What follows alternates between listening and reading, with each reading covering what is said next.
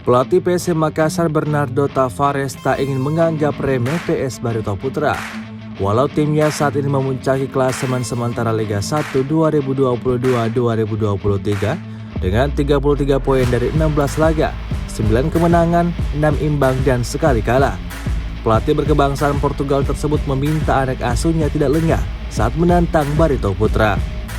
PSM bersua Barito Putra dalam laga tunda pekan ke-6 Liga 1 di Stadion Dehman Lehman, Banjarmasin, Kalimantan Selatan, Selasa 10 Januari 2023 pada pukul 16.00 waktu Indonesia Tengah.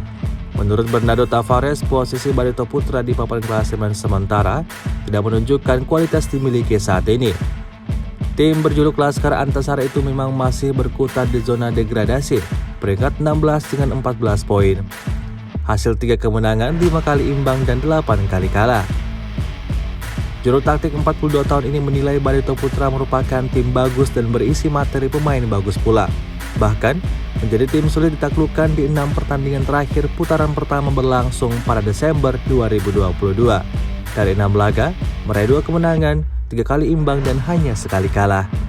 Jika timnya ingin meraih hasil maksimal di kandang Barito Putra, ia meminta Willem Jan Pluim CS mengeluarkan kemampuan terbaiknya.